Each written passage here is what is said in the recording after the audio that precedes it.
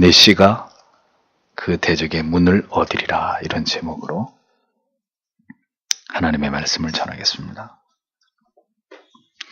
어떤 사람은 아브라함이 이삭을 바침으로 그의 믿음을 증명한 것을 보고, 꼭 그렇게 하지 않아도 하나님께서는 아브라함에게 그런 믿음이 있다는 것을 알고 계셨을 터인데 왜 그런 시험을 하셨는지 의문을 제기하는 그런 경우가 있습니다.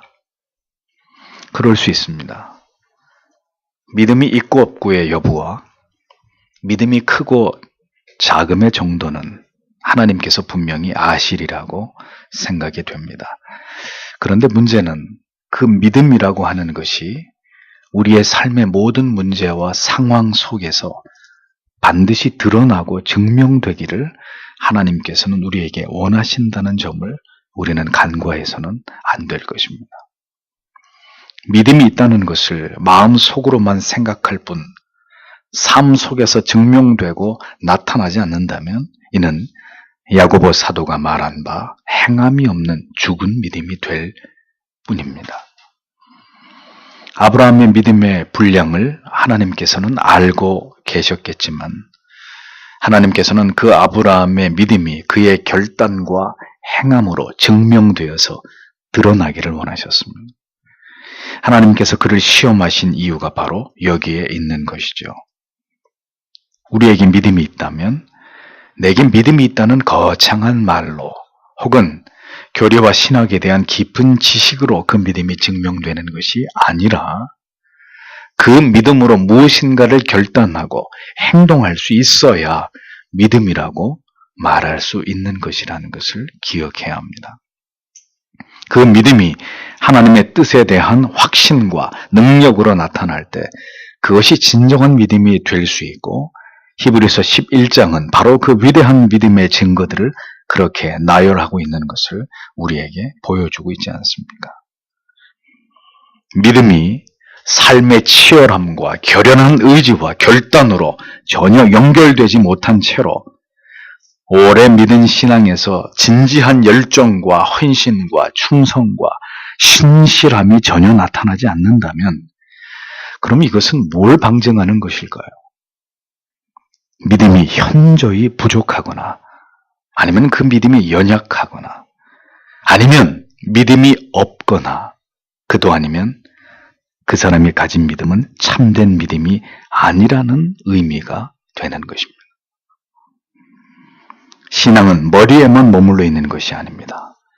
믿음은 한순간 감정과 가슴을 뜨겁게 할 뿐 쉬 소멸되어 버리고 사그러드는 그런 불꽃이 아닙니다. 계속해서 활활 타오르는 봉화불이 되어야 하는 것이죠. 그렇게 꺼지지 않는 불꽃으로 타오르기 위해서는 뭐가 필요하겠습니까? 연료가 필요합니다. 그것이 바로 하나님께서 우리에게 공급하시는 진리의 심오한 깨달음을 통한 은혜라는 것이죠. 진리를 보고 듣고 깨달음으로 말미암은 은혜는 우리 안에서 무엇을 만들어내는 원동력이 되는 것이냐? 무엇이라고요? 바로 믿음입니다. 로마서 10장 17절은 그러므로 믿음은 들음에서 나며 들음은 그리스도의 말씀으로 말미암았느니라 하고 성경은 분명히 말씀하고 있지 않습니까? 진리를 수없이 들었다면 그 말씀이 진정으로 영혼과 마음의 귀로 들려서 그 마음의 영혼의 신비에 새겨졌다면 그에게는 틀림없이 믿음이 자라지 않을 수 없고 하나님을 경외하지 않을 수 없는 거룩한 영혼의 변화가 일어날 수밖에 없는 것입니다. 그것은 분명히 성경이 약속하고 있는 말씀이기 때문에 하나님께서 보내신 사자가 아브라함에게 내가 이제야 내가 하나님을 경외하는 줄을 아노라 라고 말한 이유가 바로 여기에 있는 것입니다. 아브라함의 믿음은 이 긴박한 상황 속에서 조금도 흔들림이 없이 하나님 앞에서 드러나고 있었던 것이죠. 그런 아브라함의 모습은 오랜 시간 동안 아브라함을 향하신 하나님의 신실하신 열심, 그 하나님의 신실하신 노력의 결과물이었습니다. 하나님께서는 계속해서 아브라함에게 말씀해 오셨습니다. 아브라함과 그 자손들과 세우신 언약에 관해서 말씀하셨고, 그리고 그 언약을 마침내 100세에 그에게 주신 아들 독자 이삭을 통해서 이루셨습니다. 이 모든 일을 통해서 하나님께서는 아브라함의 믿음을 배양해 오신 것입니다. 그리고 마침내 이삭을 바치라 명령하신 그 말씀을 통해서 이제 아브라함의 믿음을 하나님께서는 그에게서 끄집어내어서 확인하고자 하시는 것을 볼 수 있습니다. 이제 이 정도의 믿음으로, 하나님의 사람으로, 하나님의 언약을 확신하는 아브라함으로 마침내 그가 세워진 것을 하나님이 직접 보고 싶으셨던 것이죠. 하나님께서 아브라함의 그 믿음을 보기를 원하셨듯이 때로는 당신의 믿음도 보기 원하시는 때가 있다는 것을 기억하십시오. 여러분의 믿음이 하나님께서 주시는 시험 속에서 분명하게 드러나고 증명되는 것을 하나님은 원하시고 그것을 지켜보시는 분이십니다. 하나님은 우리에게 믿음을 심어주시고 그 믿음이 자라게만 하시는 분이 아니라 그 믿음을 드러내기를 원하시는, 그 믿음이 우리의 삶의 현장에서 선명하게 나타나기를 원하시는 분이다 라는 사실을 잊어서는 안 됩니다. 사자의 말을 들은 이후에 아브라함이 보여준 행동은 무엇이었습니까? 그는 또다시 주저하지 않고 다음에 어떤 행동으로 옮겨가고 있었습니다. 그는 안도의 한숨도, 아들을 죽이지 않게 된 것에 대한 감격의 눈물도, 그 어떤 감정의 미동도 없이 그는 어떤 일을 즉시 행하고 있었던 것을 본문 13절은 우리에게 보여줍니다. 13절, 14절을 다시 보면 그때 아브라함이 그의 두 눈을 들었다. 그리고 그가 바라보았다. 그리고 보라, 한 숫 양이 뒤에 수풀에 그의 뿔에 의해 붙들려 있다. 그래서 아브라함이 갔다. 그리고 그가 그 숫 양을 취하였다. 그리고 그가 그의 아들을 대신하여 번제로 드렸다. 그리하여 아브라함이 그 장소의 이름을 여호와 이레라고 불렀다. 그래서 오늘까지 그것이 여호와의 산에서 준비될 것이라고 불려지고 있다. 이렇게 기록되어 있습니다. 아브라함이 뭘 했습니까?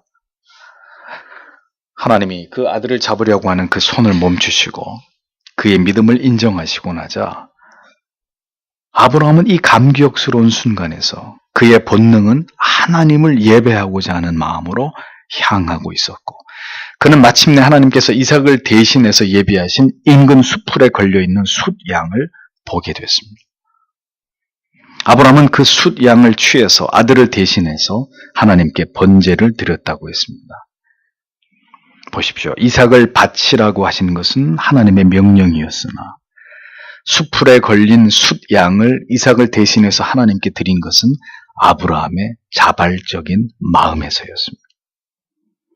그는 이렇게 철저한 하나님을 향한 자발적 예배자가 되어 있었다는 이야기입니다. 그의 모든 감격과 감사의 표현은 하나님을 향한 예배로 또다시 표현되고 있었다는 것을 성경이 기록하고 있습니다. 그는 이 상황에서 적어도 자신이 무엇을 해야 될지를 정확하게 알고 있었다는 이야기입니다. 그는 또다시 이 생애적인 순간에 하나님을 경험하는 축복을 누리고 있었습니다. 이번에는 아브라함이 그래서 그 땅의 이름을 여호와 이레라고 불렀다고 성경은 기록합니다. 그 의미는 여호와께서 돌아보신다라는 의미로 오늘까지 유대인들에게 여호와의 산에서 보게 되리라 라는 의미로 불리어지고 있다고 성경이 말씀합니다. 이삭을 대신해서 숫 양을 예비하신 하나님을 아브라함은 지금 이렇게 경배하고 있었습니다. 그는 예비하시는 하나님의 은총을 모리아 땅 한 산에서 아들을 하나님께 제물로 바치려고 하다가 그 은총을 경험하게 되는 거죠. 하나님께서는 성도에 쓸 것을 미리 하시고 때에 따라서 공급해 주시는 그런 하나님이시라는 것을 아브라함은 그 산에서 생생하게 경험하게 되었던 것입니다. 우리가 주의 깊게 살펴봐야 될 부분은 아브라함은 이삭을 살려주신 하나님보다 이삭을 대신해서 하나님을 예배할 제물을 예비하시는 하나님을 지금 더 높이고 그것을 기념하고자 했다라는 점입니다. 만약에 우리 같으면 우리는 당연히 이삭을 살려주신 하나님을 기념하고 그 아들을 살려주신 그 의미를 더 크게 부여했을 것입니다.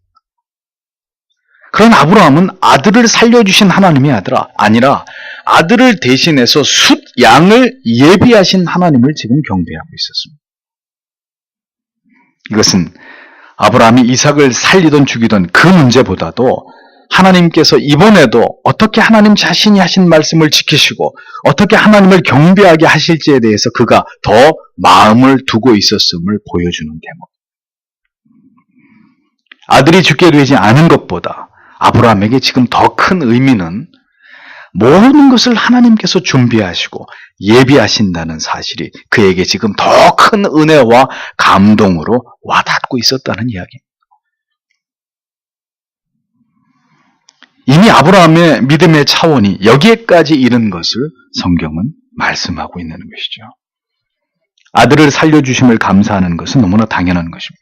그러나 그 아들을 대신해서 다른 재물을 예비하신 하나님을 감사하고 그 하나님을 높이는 것은 하나님에 대한 새로운 성품을 경험한 자가 판단하는 더 높은 경배의 이유였다는 것을 보게 되는 것입니다.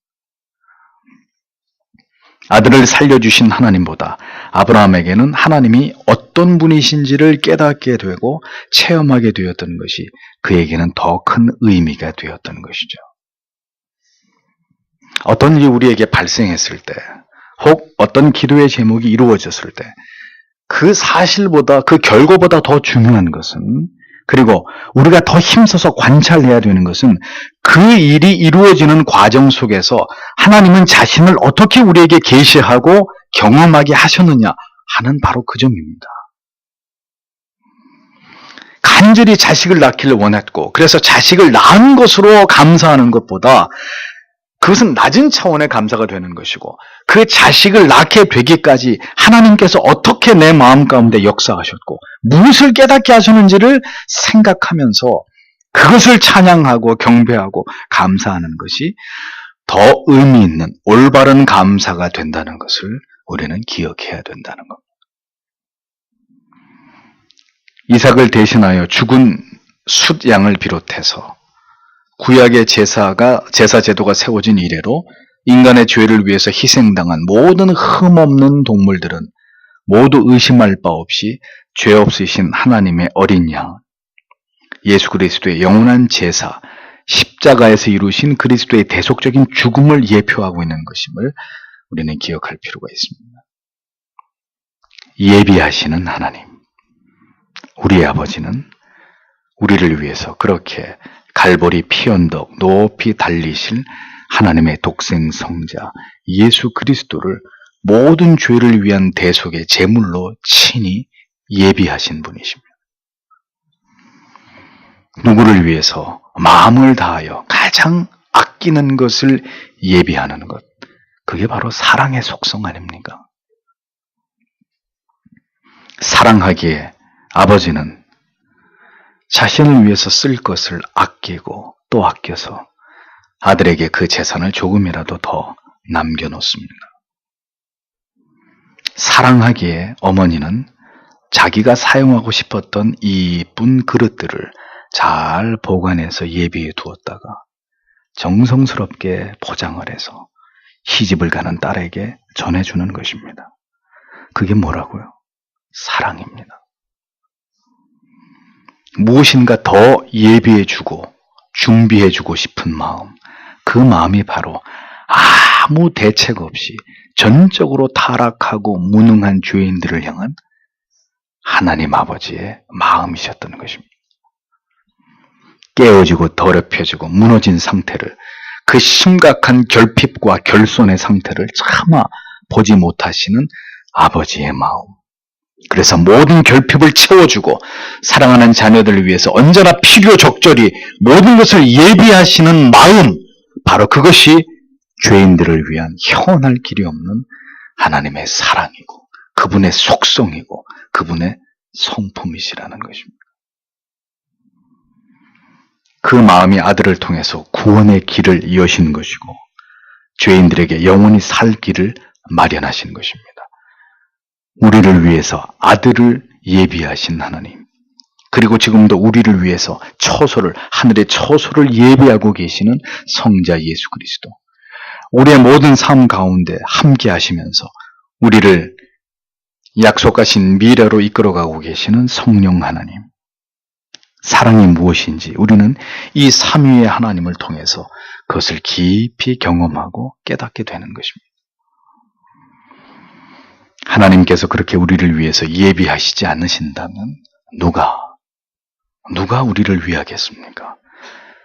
우리를 위하여 하나님의 예비하시는 은총이 없다면 우리가 어떻게 영생에 들어갈 수 있겠습니까? 우리는 오늘도 그 하나님의 우리를 위한 예비하심을, 우리를 위해서 그가 친히 준비하심을 믿는 자들인지를 깊이 생각해 볼 필요가 있는 것입니다. 이삭을 잡으려던 아브라함을 제지한 하나님의 사자가 두 번째 아브라함에게 말씀했습니다. 15절에서 18절을 보십시오. 그리고 여호와의 천사가 하늘에서부터 두 번째로 아브라함을 불렀다. 그때 그가 말씀하셨다. 여호와께서 이르시기를 내가 스스로 맹세한다. 왜냐하면 내가 내 아들 내 독자를 아끼지 않고 이 일을 행하였기 때문이다. 이제 내가 너에게 반드시 복을 줄 것이다. 그리고 내가 네 자손을 하늘의 별들과 같이, 그리고 바닷가에 있는 모래와 같이 힘이 많게 할 것이다. 그리고 내 자손은 그의 적들의 문을 소유할 것이다.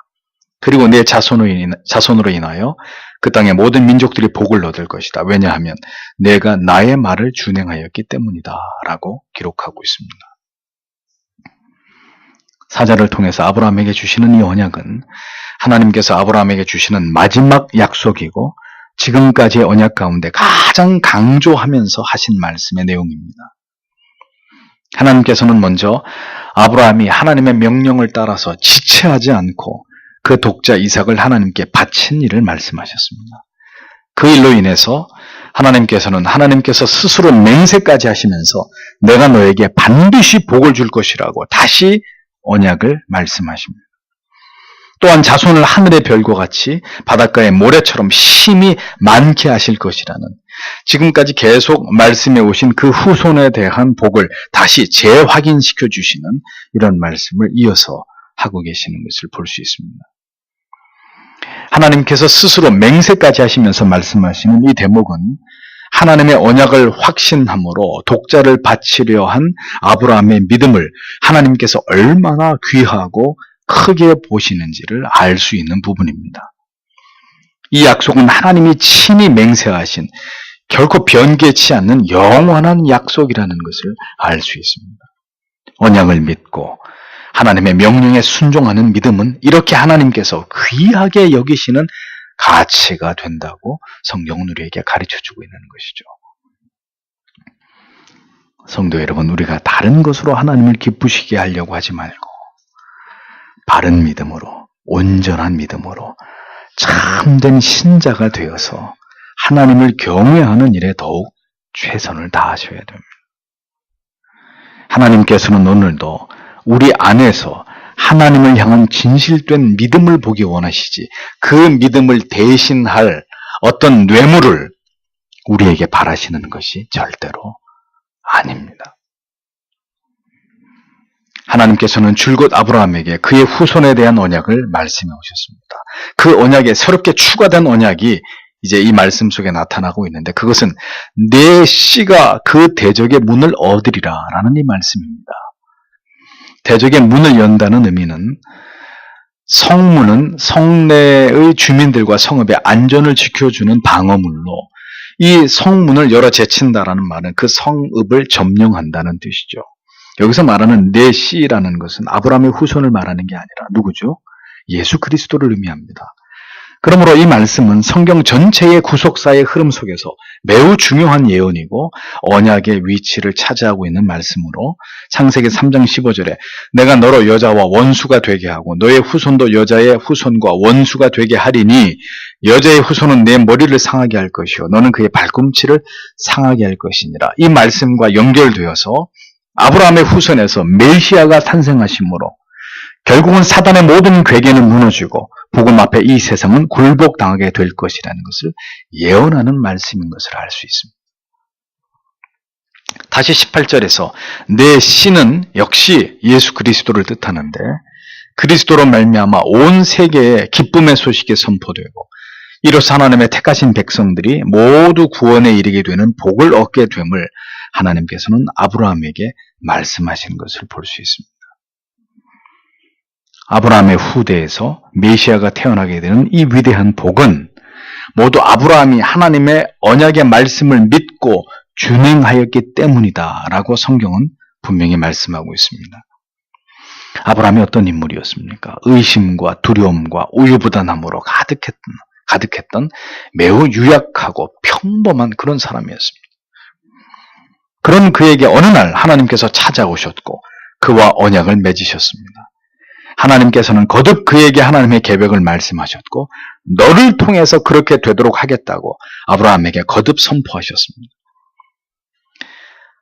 아브라함의 어떤 연약하고 믿음이 없는 모습이라도 하나님께서는 모두 그것을 용납하시면서 결국은 아브라함에게 이삭을 안겨주시고 이제 그의 믿음이 하나님의 언약하심을 추워도 의심하지 않을 정도로 성숙하게 하신 이후에 하나님께서는 그를 시험하시고 그리고 드러난 아브라함의 하나님을 향한 믿음 앞에서 이와 같은 축복의 예언을 말씀하고 계시는 것을 우리는 확인하게 됩니다. 하나님께서는 오늘도 하나님의 백성들에게 그렇게 말씀으로 찾아가십니다.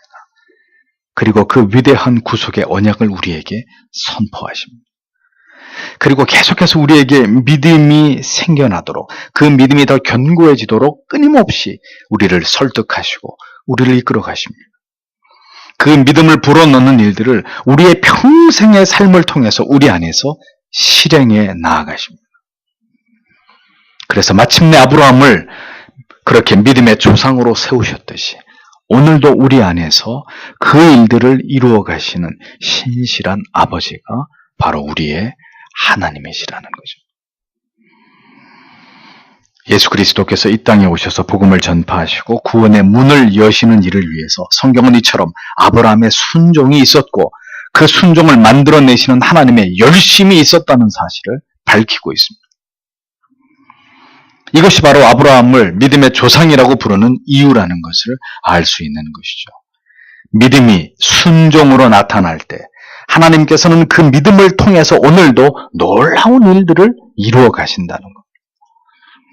믿음을 가지고 부르심을 받아서 이 땅을 밟았던 선교사들에 의해서 이 동방의 가난하고 작은 나라에 복음이 증거되었고 교회가 세워졌고 그리고 오늘의 우리에게 이르기까지 복음이 전파되었다는 사실을 우리는 부인할 수 없습니다. 하나님의 언약을 믿고 순종하는 신실한 믿음, 결국 그 믿음을 통해서 하나님께서는 오늘도 복음이 전해지고 택자들이 구원을 받는 일들이 이 땅 가운데 일어나게 하시는 것입니다.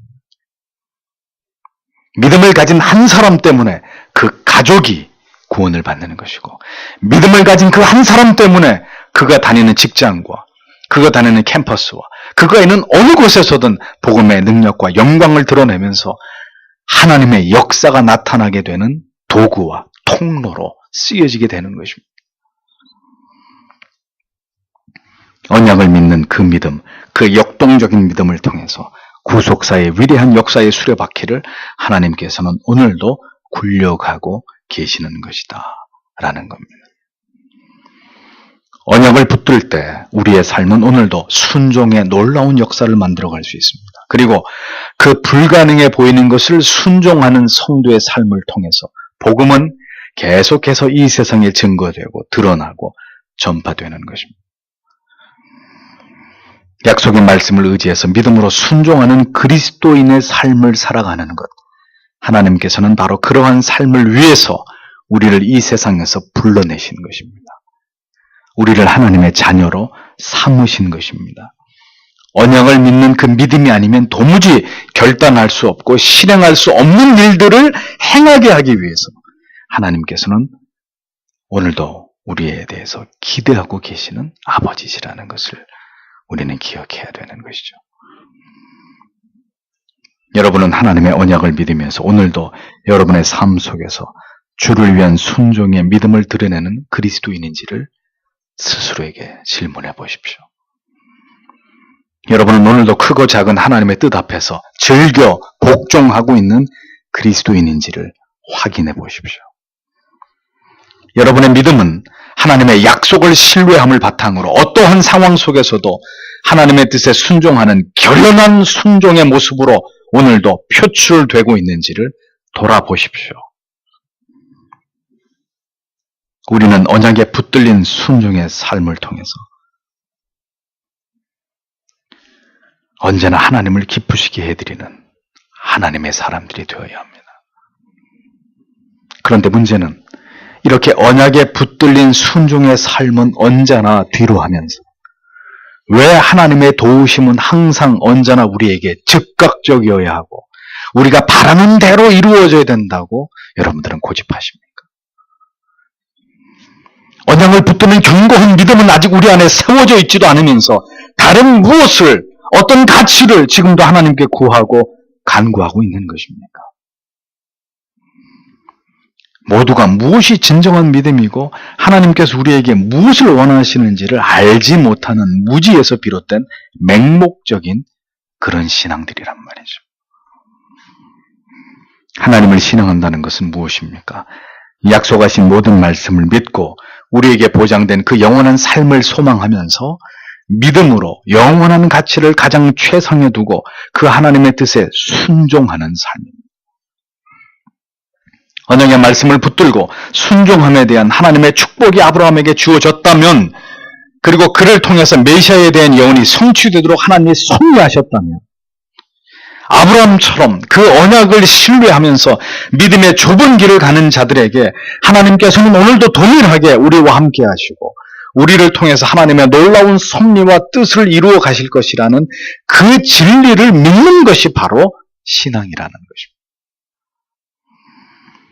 우리의 신앙은 바로 이것이 그 중심에 서 있는지를 분명히 확인해 보아야 합니다. 이 세상은 모두 다 지나갑니다. 영원한 것은 없습니다. 지나치게 이 세상에서 일어나는 일들에 대해서 여러분의 마음을 그곳에 두지 않기를 바랍니다. 우리는 영원한 나라를 소망하고 꿈꾸는 사람들입니다. 신실하신 하나님을 의지하면서 어떤 세상에 오더라도 그리스도인으로서의 진리에 대한 마땅한 순종의 정신을 드러내면서 우리는 하나님의 이름을 높이기 위해서만 존재하는 사람들입니다. 언약을 의지해서 아들을 바치는 믿음을 하나님께 드렸던 아브라함이 성경 속에서 이와 같은 위치를 차지하고 있다면 우리 또한 그 무엇보다도 그 어떤 것을 하나님께 바라기 전에 우리에게도 하나님의 언약을 확신하면서 그에 따른 순종의 삶을 하나님께 드릴 수 있는 그리스도인이 되기를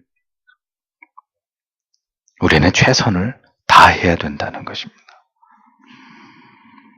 하나님의 뜻과 역사를 이루어 가시는 통로로서의 성도의 믿음, 그리고 순종, 우리는 아브라함의 그것을 바라보면서 우리의 믿음과 순종을 깊이 생각해 보아야 될 이유가 바로 여기에 있는 것입니다. 19절에 아브라함은 이삭과 함께 다시 그들을 기다리고 있던 사환에게로 돌아왔고 그들은 브엘세바로 돌아가서 그곳에 거했다고 성경은 적고 있습니다. 아브라함은 다시 그렇게 아무 일도 없었다는 듯이 일상으로 돌아가고 있었습니다. 그 놀라운 축복의 언약의 갱신을 경험하였어도 전혀 아무것도 달라짐이 없이 자기의 일상으로 돌아가서 그가 걸어가야 될 인생의 길을 그저 묵묵히 걸어가고 있습니다. 신앙은 그런 것입니다. 눈에 보이는 어떤 뚜렷한 증거가 없어도 하나님의 약속을 신뢰하면서 하나님의 뜻에 순종함으로 묵묵히 신자의 삶을 살아내는 것, 그것이 신앙입니다. 놀라운 축복의 약속의 말씀을 들었어도 그로 인해서 흥분하고 들뜨거나 교만해지거나 자기를 드러내지 않고 잠잠히 그가 하나님을 신앙해 왔던 대로 그대로 똑같이 그 길을 걸어가는 것입니다. 엘리 제사장도 듣지 못했던 하나님의 음성을 들은 어린 사무엘, 그 다음날 뭐 했습니까? 똑같이 일어나서 다른 날과 다름없이 성전의 문을 열고 청소를 하죠. 우리는 때때로 우리가 다른 사람들이 깨닫지 못한 더 깊은 지식, 어떤 더 탁월한 어떤 것을 경험하게 되었을 때 그것을 알리고 싶어하고 드러내고 싶어할 때가 있습니다. 그러나 하나님의 사람 아브라함은 그가 경험한 이 놀라운 것을 누구에게도 말하지 않고 그냥 조용히 일상으로 돌아갔습니다. 그리고 그가 그토록 신뢰하는 하나님의 언약이 또다시 어떻게 펼쳐질지를 지켜보는 그런 믿음과 순종의 삶을 그는 이어가고 있었습니다. 신앙은 그런 것입니다. 오직 자신의 마음 깊이 새겨놓고 하나님과 자신만이 아는 그 비밀을 간직한 채로 아무 일도 없었다는 듯이 또다시 조용히 자기의 삶을 살아가는 것. 그렇게 드러나지 않지만 점점 더 하나님을 향한 신뢰의 뿌리는 깊어지는 것이 바로 참된 믿음이라고 성경은 아브라함을 통해서 우리에게 교훈하고 있는 것입니다. 20절에서 24절까지는 우르를 떠난 아브라함이 처음으로 접하게 되는 그의 동생 나홀의 근황에 대한 말씀이 기록되어 있습니다. 그리고 이 일들 후에 그것이 일어났다. 그리고 흑이 아브라함에게 구하여 이르기를 보라, 밀가가 또한 당신의 동생 나홀에게 아이들을 낳았다. 그의 맏아들은 우스이다. 그리고 그의 동생은 부스와 아람의 아버지 그무엘과 게셋과 하소와 빌다스와 아들랍과 부드웰이다. 그리고 부드웰은 리브가를 낳았다. 이 8명은 밀가가 아브라함의 동생 나홀에게 낳았다. 그리고 그의 첩의 이름은 르우마였다. 그리고 그녀는 또한 데바와 가함과 다하스와 마가를 낳았다. 이렇게 적고 있습니다. 이 부분의 말씀을 곧바로 이어질 창세기 24장의 서론격으로 장차 이삭의 아내가 될 리브가가 다른 아닌 아브라함의 동생 나홀 집안의 사람이라는 점을 밝히고 있는 것에 의미를 둡니다. 나홀의 가문은 아브라함의 가문과 근친 결혼을 하므로 아브라함이 죽고 난 이후에 하나님과의 언약을 계속 이어나갈 언약의 혈통, 즉 이삭과 야곱 등의 혈통과 깊이 연관되어 있는 것을 보게 됩니다. 나홀과 밀가 사이에서 낳은 아들 부디엘에서 낳은 딸이 바로 이삭의 아내가 될 리브가임을 성경이 밝히고 있습니다. 아브라함을 통해서 시작된 하나님의 구속의 역사는 이제 그 다음 페이지로 이제 넘어가려고 하고 있습니다. 인간은 가변적이고 불완전할지라도 그 인간들과 언약을 맺으신 하나님은 신실하신 아버지이시므로 아브라함을 그렇게 믿음의 사람으로 세워가셨듯이 그 후손들 또한 하나님께서는 그 언약을 이어서 계승할 자들로 하나님이 아브라함을 이어서 이삭과 야곱과 요셉을 하나님이 어떻게 하나님의 사람들로 만들어 가시는지를 이 창세기는 계속해서 파노라마처럼 그것을 우리에게 보여줍니다. 위대한 택자의 계보는 절대로 끊어지지 않습니다. 그 이유는 하나님께서 이 모든 언약의 당사자이시고 그 언약을 이루어 가시는 주체이시기 때문입니다. 하나님께서 아브라함에게 그렇게 하셨듯이 그 언약을 이루어갈 하나님의 사람들을, 그 후손들을, 그리고 그 아브라함의 영적 후손인 우리까지 하나님은 절대로 포기하지 않으시고 그들을 다듬어 가시고 하나님의 사람들로 세워 가시는 아버지가 되시는 것이죠. 성경은 그렇게 하나님의 사람들을 택하시고 부르셔서 그들을 세워 가시는 이야기들로 가득 채워져 있습니다. 그렇게 자기 사람들을 불러서 하나님 자녀로 세워 가시는 하나님의 역사는 오늘까지 계속되고 있고 이 자리에 계시는 여러분 한 분 한 분이 바로 그 하나님의 영원하신 그리고 신실하신 언약의 당사자이다라는 사실을 여러분은 절대로 잊지 않으셔야 합니다.